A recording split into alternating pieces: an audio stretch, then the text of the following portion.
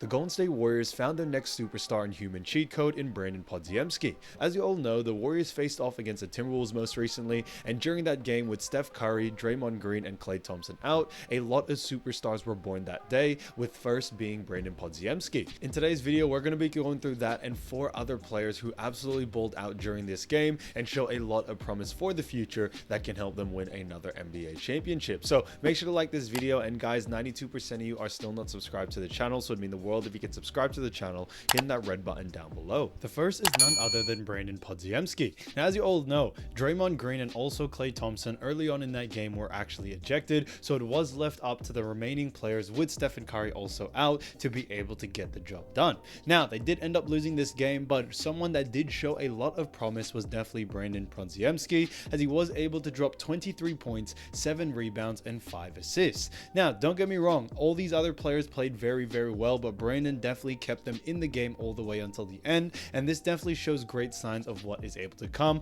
for someone like Podziemski. Now, when it comes to his games before this, he was only averaging around 4 minutes per game, so this is the first time he's ever gotten above 20 minutes, and he actually was able to get 39 minutes in this matchup, and because of that, he was definitely able to show out. Unfortunately, he also did a better job than Andrew Wiggins in this matchup, and Brandon was actually the go-to scorer that they were going to, especially Chris Paul or even Dario Saric finding him. So it was, very interesting to see just how well he was able to play, especially with the bright lights, and to go up against a team like the Timberwolves, who are actually ranked number 1 in the defense, I do believe shows a lot of promise in Brandon Podziemski's game. Podziemski is still a very young player, and he definitely has a lot to learn. You definitely saw a bit of struggle, especially in the closing moments of the game, but I do believe he did show that he is able to score, he's able to facilitate and be the guy for this team, especially if it is coming off the bench later on during this season. Obviously, we are going to get Steph, Klay, and Draymond back, so you probably won't see him back into this many amount of minutes, but I do believe this game definitely showed Steve Kerr that he is able to play, those big minutes when needed, and he can definitely give you a bucket off the bench, and that is definitely what they want from someone like Brandon. Where he definitely surprised me was definitely on his defensive side of things. He isn't some lockdown defender, but he isn't a defensive liability, which I absolutely love, and the fact that he was able to drop 23 points in this game was absolutely fantastic to see. The second player is none other than Dario Saric. Now, Dario Saric was definitely another great player that definitely kept them in the game throughout this whole game against the Timberwolves, but he was able to drop 21 points and have 4 assists and 3 rebounds. So he did a fantastic job overall, and I think he was definitely given a good amount of minutes of 32 minutes, and he was able to shoot at a very efficient rate. Now, when it comes to Dario Saric, he definitely has surprised a lot of people over the last couple of games, as he has been able to get 10 plus points here and there. And as you all know, the Warriors were on a streak where Stephen Curry was the only player to score above 20 points, but after the most recent game against the Timberwolves, Podziemski and also Dario Saric was able to break through that 20 plus points. So when it comes to this, I think Dario Saric continues to show time and time again that he is an offensive juggernaut, which is what they need for this Golden State Warriors team. It wasn't enough in this game due to the fact that this team didn't really have too many closers since Steph was out. Klay and Draymond were also ejected from the game. So this is where we definitely needed someone like a Steph Curry to finish the job, but unfortunately they weren't able to get that. But Dario Saric definitely kept them in the game, especially with that big 3 near the end of the matchup that actually had them take the lead. Although they didn't end up winning, I think Dario Saric showed a lot of promise that we always expected, and I think something that is very underrated about his game is definitely his rebounding ability. Now, he did only get 3 rebounds in the most recent matchup, but the matchup before that against Minnesota, where they did go back to back, he was able to get 11 and 10, 11 points, 10 rebounds, which was fantastic to see, and I think it will continue on as time goes on. I think Saric's role in this team is definitely growing more and more, and we definitely will see him play not only just bigger minutes, but also play closing minutes when they need that offensive threat. Saric did a pretty good job at actually defending some of the bigger guys in this league so far during this season, especially against Timberwolves, who are a very tall team with Karl-Anthony Towns and Rudy Gobert. Now, Towns did have 33 points, but Rudy Gobert was only held to 9, which I think is fantastic. So this definitely does show that Dario Saric has been a huge help on defense due to his height and stature. The third player is none other than Chris Paul. Now, Chris Paul had a lot of questionable moments in the end of the game, but I do believe he did a fantastic job throughout the whole game to be able to keep them alive. You definitely needed Chris Paul to be able to facilitate, which is what he did, and also lead this team, and he did give them a 12-point lead. Now, although it was disappointing to see them blow that lead at the end of the game, I do believe Chris Paul showed a lot of promise success in this matchup and definitely starting to see Chris Paul come out of his shell. CP3, ever since joining this team, has definitely been a bit of a roller coaster for him due to the fact that he is under a new system and he is playing a whole different type of basketball, especially with players such as Steph, Clay, and Draymond Green. He is used to more slow-paced basketball, and the fact that they were off, Chris Paul definitely had the opportunity and the responsibility to try to get this team to another win against the Minnesota Timberwolves, which he unfortunately wasn't able to do. And when it came to the last couple of minutes, Chris Paul definitely should have taken a lot more shots. He instead passed it out to a contested three from Dario Saric, and also decided to have a last-minute turnover when he had an easy layup. So little things like that he can definitely continue to work on. But when I think it comes to Chris Paul and where he actually fits into this team, you definitely see him be a little bit more comfortable due to the fact that he was able to run the show as he usually does. And that's why they did have a better matchup in this matchup against Timberwolves versus the game before,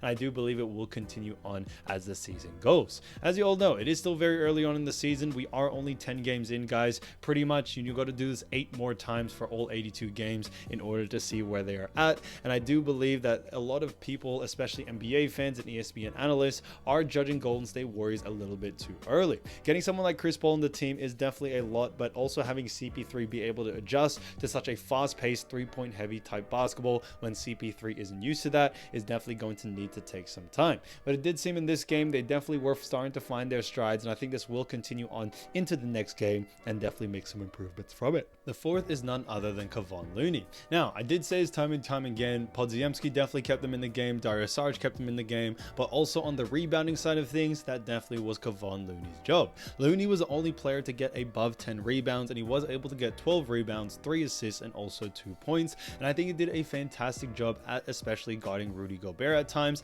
and doing what he can against Karl Anthony Towns. But when it came to Kevon Looney, he definitely provided what he needed to provide, which was definitely that rebounding and defensive inside presence, and that definitely was felt throughout this game. Like I mentioned before, the Golden State Warriors were up by 12 points at one point, and it did look like the game was almost over. Timberwolves did end up making a big comeback and winning it at the end, but I do believe up until that point, Kevon Looney did a fantastic job, and the Warriors in general. When it comes to Looney's role in this team, we definitely probably will start to see him come more off the bench. As you all know, in this most recent matchup, Dario Saric was a starting center, and I think one of the reasons for that is definitely to space out the floor a lot more. Kevon Looney, as you all know, is an inside big, and because of that, it did actually have him come off the bench, but he was still able to get 30 minutes in this matchup, and I think he did a fantastic job for the amount of minutes that he played. When it came to the other stats, guys, obviously it doesn't show up in the stat sheet, but his defensive presence, his contests on shots, his ability to switch on guards if needed was definitely all felt and definitely helped this team get so far during this game. A lot of people thought this was going to be a blowout game, but the Warriors pretty much almost had it besides that last slip up, and I do believe Kevon Looney is definitely a huge responsibility for why they were able to get so far.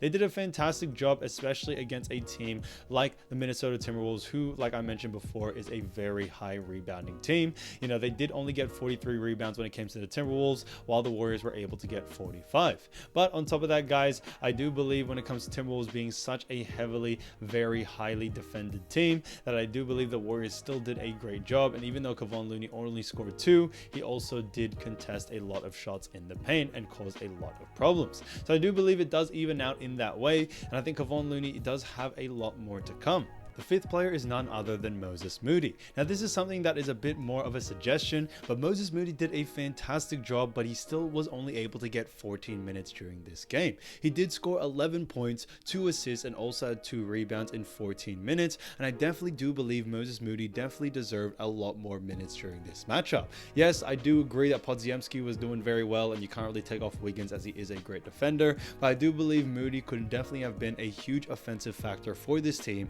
especially in the closing minutes, as they really did struggle to get a shot off. If you looked at the last 2 minutes of the game, you definitely saw Warriors struggle, as they didn't really know who to give the ball to, as Wiggins is not really a scorer anymore, Chris Paul doesn't really want to shoot, and Brandon Podziemski, although he was definitely cooking, he definitely is still a very, very young player, and when all the attention is on him, he's still getting used to doubles, triples, or anything of that nature. So I do believe Moses Moody definitely deserved a lot more minutes in this game. I think he was capable of definitely getting 25 points if he was left on longer. The fact that he was able to get 11 points in 14 minutes definitely shows his efficiency to score, but also what he's capable of doing out there. But when it comes to Moody over the last couple of games, he has been getting, consistently amount of great points. But on top of that, I definitely do see his minutes being very much cut off around that 15 to 20 minute mark. And I do believe he definitely deserves a lot more.